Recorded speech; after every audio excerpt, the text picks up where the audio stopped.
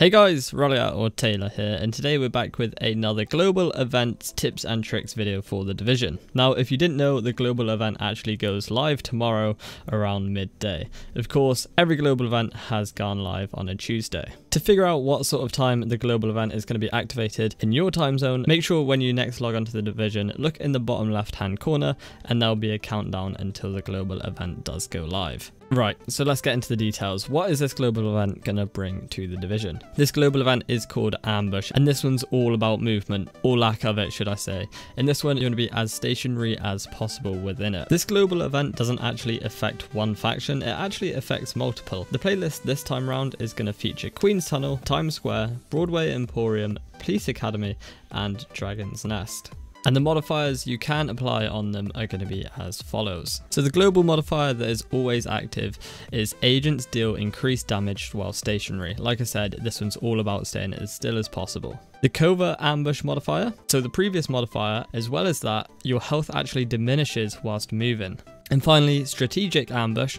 So the previous two modifiers, and then your damage bonus actually diminishes when you're close to your team. And obviously on your screen, you'll have all sorts of little indicators of this happening. So when you actually stay close to your allies for too long, your damage buff will actually go back down to 0. So just keep that in mind when you are playing. So yeah, just keep an eye on all of these on-screen indicators. Remember, when you're moving, you're going to be taking damage, and when you're close to your allies, you're going to be taking damage. So I really recommend you using cover, or at least staying back and only advancing when you're going to be taking as little damage as possible. So now the cool bit. What rewards are we going to be getting during this global event? Well, as always, we've got 3 more full face masks to go after, and they are the 3 on your screen. I've said in previous videos, I'm not actually a massive fan of these, so I'm not going to be fussed if I don't get any of them, but I know some of you love collecting your masks. So they're the 3 you're going to be able to obtain during this global event. And remember, these aren't leaderboard based if you were part of the first global event. These are now all commendation based.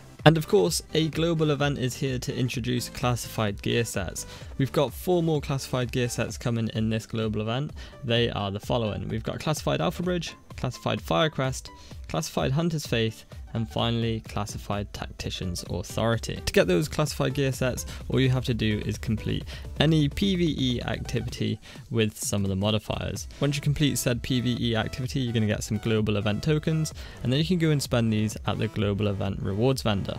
You have the option to buy 2 caches, one being the superior global event cache and the other being the normal global event cache. Ideally, you want to save for the superior global event cache because that'll give you the best chances of getting classified gear set pieces. Now, what build should you be running? Obviously, there's going to be loads of different ways to run this global event, but remember, you want to be taking advantage of these global event modifiers. So we're going to be staying as still as possible. And the 3 sets I could probably recommend for this are going to be Tactician's Authority, Sentry's Call, and even Lone Star. Now, I've got 2 builds here to show you. First is going to be my Tactician's Authority build.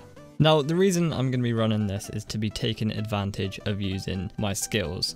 Now, I can sit behind cover, I can throw out some sticky bombs and use a turret, and that's going to deal the most damage for me because 1, I'm not moving, 2, I'm sat behind cover so I get that damage buff, and 3, the skills are going to be stupidly powerful because of how good the Tactician's Authority set is with skills. So I'll give you a quick breakdown. For a 2-piece bonus, we get the 15% skill haste, so your skills come back quicker. For the 3-piece bonus, we get a plus 10% skill power, more powerful skills. And then finally, for the 4-piece bonus, every bullet you hit enemies with adds 1% bonus skill power. Every bullet your deployed skill hits enemies with adds a 0.2% bonus skill power. Skill power bonus max is 30%, and bonus is consumed on a skill use. Without the Tactician's buff, I've managed to acquire 367,911 skill power, as well as the max of 50% skill haste. This is probably going to be the main set I'm going to be running this global event. Now, the next one you could also run is a nice Lone Star build. As you can see, I got the dual big Alejandros here, as well as a 6-piece Lone Star set. The bonuses on Lone Star are as follows. For 2 pieces, you get plus 100% ammo capacity. For 3 pieces, you get a plus 8% LMG damage, plus 8% shotgun damage.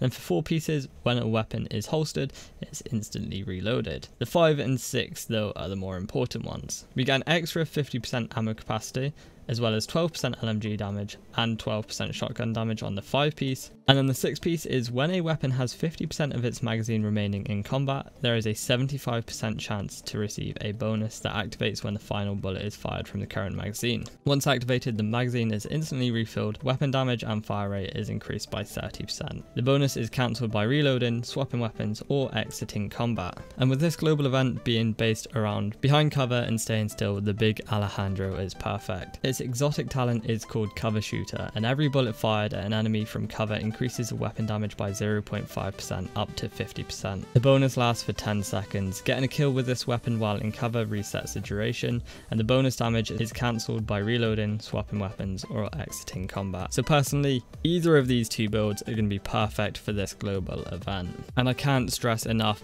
how much you need to take advantage of cover, or at least being stationary. I can't see many people being able to face tank in this global event, which is a real shame. It means we're going to have to take our time on certain missions, for example Lexington. But yeah, we're just going to have to see how it plays out. Unfortunately, I didn't get too much time playing this on the PTS when it was live. But there we have it guys, another tips and tricks video down for the 4th global event. As always, if you enjoyed this video, then let me know either by leaving a comment or by clicking that like button. And if you're new around here and want to stay up to date with all of the things to Division, then please make sure to subscribe. But as always, thank you so much for watching, and I'll see you all soon. Bye bye.